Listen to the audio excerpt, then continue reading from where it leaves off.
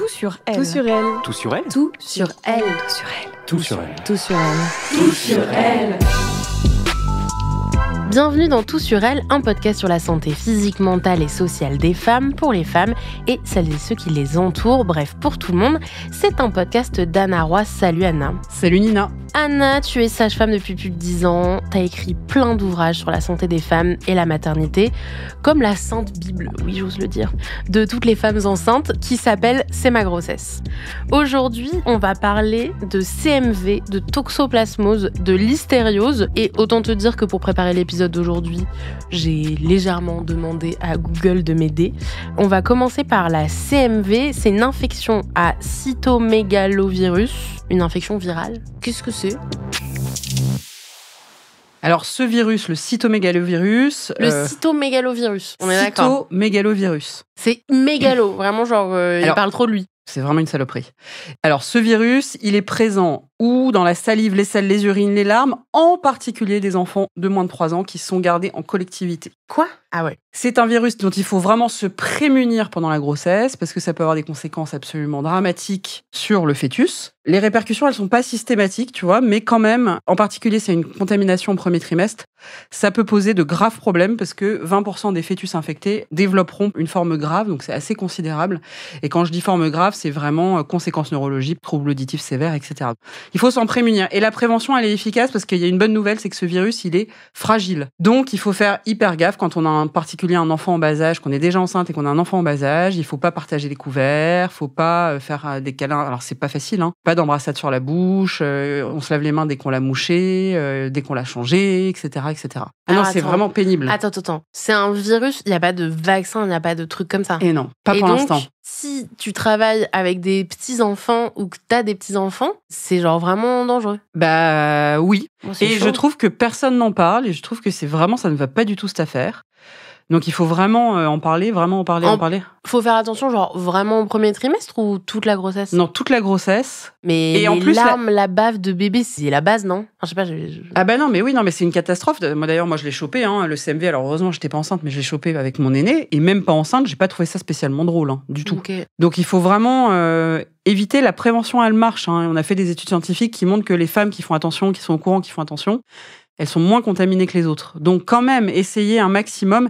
Et ce qui est important de dire, c'est que le coparent, il doit aussi appliquer ces consignes-là, parce que sinon, il peut l'attraper lui, et après vous le refilez, parce qu'il y a aussi, on peut être contaminé par voie sexuelle, par le sperme par exemple. Donc il faut vraiment faire attention. Alors pour avoir vraiment tous les conseils de prévention, vous allez sur un site internet qui s'appelle GRIG, G-R-I-G, et il y a une vidéo qui est très bien faite d'un professeur de médecine où il explique comment s'en prémunir. Mais globalement, tu peux quand même nous résumer un peu ce qu'il faut faire pour s'en prémunir ? Alors vraiment, donc je vous l'ai dit, on partage pas les couverts, on boit pas dans le même verre, on se lave les mains dès qu'on a mouché le bébé ou je sais pas, on a changé sa couche, etc.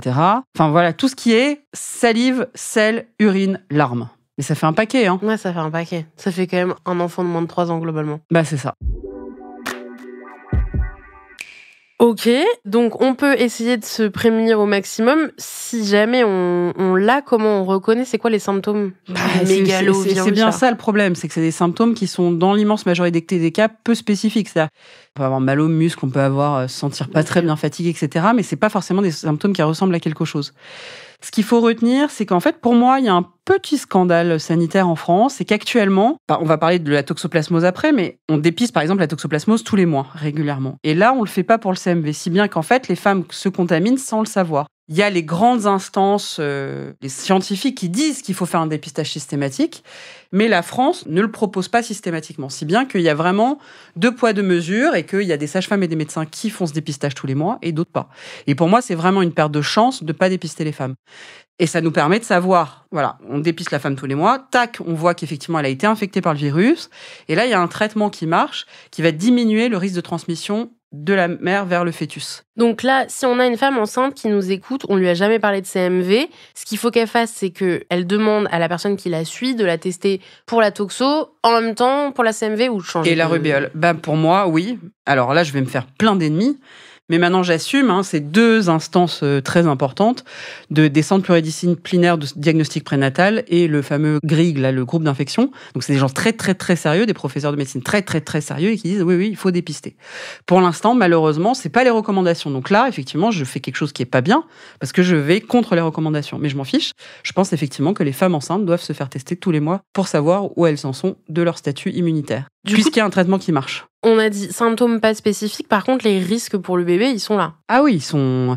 Admettons, par exemple, au premier trimestre, il y a 30% de chances que, effectivement, la mère transmette le virus qu'elle a chopé à son fœtus. Et sur ces cas-là, il y a quand même 20% qui vont avoir des choses très, très graves. Okay. On parle parfois de surdité réelle, on parle de troubles neurologiques sévères, enfin, c'est pas de la gnognotte. Donc, grosso modo, il faut retenir que sur 100 femmes infectées, il y a 6 fœtus qui vont développer une forme sévère. Et c'est pas rien. Donc, à la fois prévention, demandez à votre praticien qu'on vous rappelle comment se prémunir. Et secondo, moi, je suis pour le dépistage systématique tous les mois. Mais bon, encore une fois, vous l'avez compris, c'est pas du tout les recommandations actuelles. On sait d'où ça vient, le cytomégalovirus ? Ah non, tu veux dire... Genre, comment les enfants, ils le chopent ? Pourquoi c'est les enfants ? Non, alors c'est plutôt les enfants, mais il peut y en avoir ailleurs. On peut mais c'est surtout les enfants gardés en collectivité. On va passer à la toxoplasmose qu'on a un tout petit peu évoquée. Moi, je sais que la toxoplasmose, ça m'évoque une histoire de chat. Ouais. C'est quoi la toxoplasmose ? La toxoplasmose, c'est une infection qui est due à un parasite qui s'appelle le Toxoplasma gondii. Effectivement, les chats peuvent transmettre l'infection, pardon. Ça, c'est vrai. Parce qu'en fait, ils éliminent les parasites dans leurs selles. Et donc, les transmettre à l'homme. Ça veut dire quoi, en pratique ?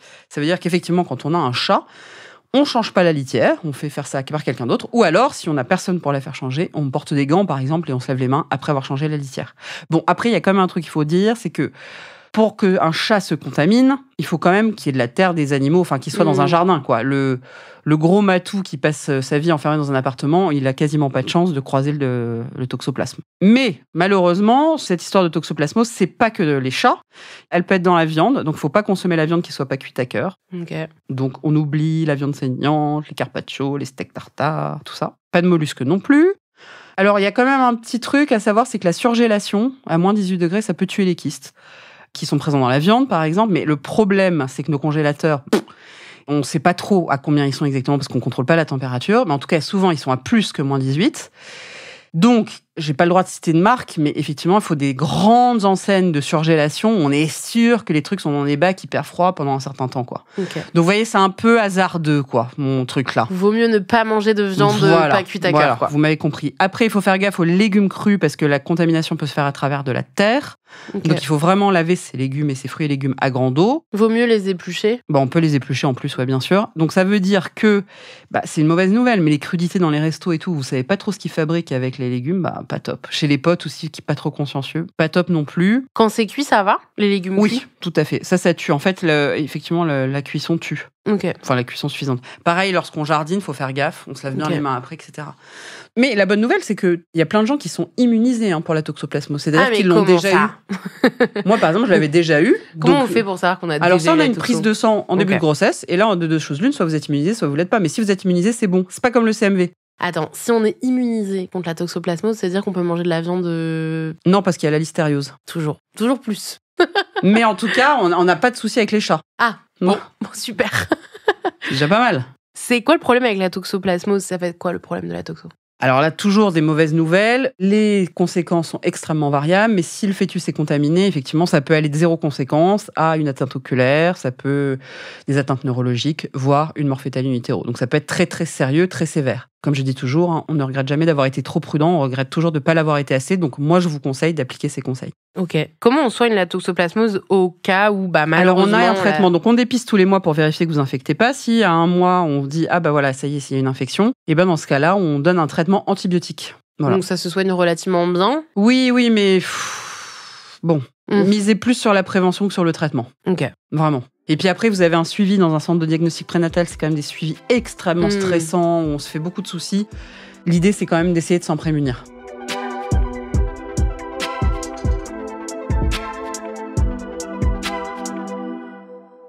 Justement, tu en parlais il y a quelques instants, la listériose, c'est la 3e infection la grande infection de la grossesse. Qu'est-ce que c'est ? Alors, la listériose, déjà, il faut commencer par les bonnes nouvelles. C'est une infection rare. Il y a 400 à 500 cas par an en France.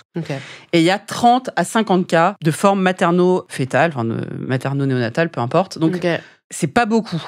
Mais là, c'est pareil. Quand ça tombe sur soi, ça tombe sur soi. Et là, il y a pas mal de choses à éviter pour pas la choper. C'est une maladie bactérienne d'origine alimentaire. Donc, on évite. On est toujours sur la viande, là. Non, on évite la consommation de produits laitiers non pasteurisés ou UHT, donc fromage de lait cru, évidemment. La charcuterie, la viande crue, peu cuite, les poissons fumés, les coquillages crus, le surimi, le tarama. Le tarama ? Ouais, les graines germées crues. Les graines germées, c'est quoi ça ? Il faut enlever la croûte de tous les fromages, y compris ceux qui sont pasteurisés. Il faut laver soigneusement les légumes et les herbes aromatiques. Et il faut bien cuire tous les produits d'origine animale, que ce soit du poisson ou de la viande. Donc même vous me dites, oui, mais les Saint-Jacques, ça va très bien. Non, les ceviches, les tartares et les je sais pas quoi, c'est terminé. On oublie. Alors vous allez me dire, oh, mais pour un truc qui arrive 30 à 50 fois par an, alors après vous faites bien ce que vous voulez. Mais là encore, pour avoir croisé, j'ai pas eu de chance, une femme qui a eu ça, putain, elle s'en voulait à mort, quoi. C'est quoi les symptômes de la listériose, si jamais on la croise ? Souvent, chez la femme, elle qui se contamine, en général, il n'y a pas tant de conséquences pour elle. Alors, des fois, on a des fièvres, douleurs musculaires, on peut avoir des douleurs abdominales, de la diarrhée. Enfin, bon, déjà, c'est pas toujours évident de s'en apercevoir tout de suite. Mais le problème, c'est que ça peut provoquer un accouchement prématuré ou un avortement spontané. Donc, ça rigole pas. Et une mort fétale. Là encore, c'est pas drôle. Il y a un traitement, bien sûr, antibiotique qu'on peut en prendre. Et plus il est administré tôt, plus il marche. Mais des fois, il y a un retard diagnostique. C'est pour ça qu'en fait... La listériose, on la teste pas tous les mois avec la toxo non, pas du tout. Ouais. En fait, c'est pour ça qu'on se méfie de la fièvre chez la femme enceinte. Souvent, on va chercher la listériose. On a moyen de le savoir. On se méfie de la quoi chez la fièvre ? Ouais, c'est pour ça que souvent, les femmes enceintes, elles se disent, mais qu'est-ce qu'ils ont avec la fièvre ? Ils sont obsédés. Là, c'est ça. Parce que dans la vie de tous les jours, c'est vrai qu'on peut avoir... Bon. Là, non. Listériose, on rigole pas du tout. Mais aucun ne fait rire, hein, honnêtement. Non, il n'y a aucun qui fait rire. C'est vraiment trois infections. Alors, c'est vrai que c'est pas des trucs très fréquents, mais quand même. Moi, je suis pas d'accord pour dire que c'est pas fréquent. Et vraiment, c'est pas drôle. Donc, à toutes les mamans anciennes générations qui disent « Oh là là, mais moi, j'ai mangé ci, j'ai mangé ça, j'ai mangé ci », et qui comprennent pas un peu les nouvelles pratiques, on va dire. Est-ce que c'est quelque chose qui est relativement nouveau, qu'on soit si bien informé sur l'histériose ? Qu'on soit si bien informé, oui, mais qu'on ait connaissance de c'est pas si récent que ça. Et non, vraiment, après, chacun prend les risques qu'il veut dans la vie. Mais je vous assure qu'en cas de contamination, et quand on n'a pas pris... Autant, quand on se contamine, on a fait tout pour éviter la contamination, bah c'est terrible, et effectivement, mais au moins, on n'a pas le regret de se dire, putain, si j'avais fait ça, et si j'avais fait ça... Si j'avais pas mangé ce tartare. Le sentiment de culpabilité que développent les femmes en cas de non-respect des consignes, aïe. Mais c'est pas une façon de culpabiliser les femmes, hein, c'est juste une façon de vous prévenir, quoi. Merci Anna pour tous ces conseils. On le rappelle, si ce n'est pas déjà le cas, n'hésitez pas à demander à la personne qui suit votre grossesse de vous tester pour la CMV en même temps que la toxoplasmose. En tout cas, toi, c'est ce que tu recommandes, Anna. Merci pour tout et on se revoit la semaine prochaine. Tout sur elle est un podcast d'Anna Roy, présenté par Nina Pareja, produit et réalisé par Slate Podcast. À la direction éditoriale, Christophe Caron. À la production éditoriale, Nina Pareja. À la réalisation et au montage, Johanna Lalonde. La musique est signée Johanna Lalonde et Victor Benamou.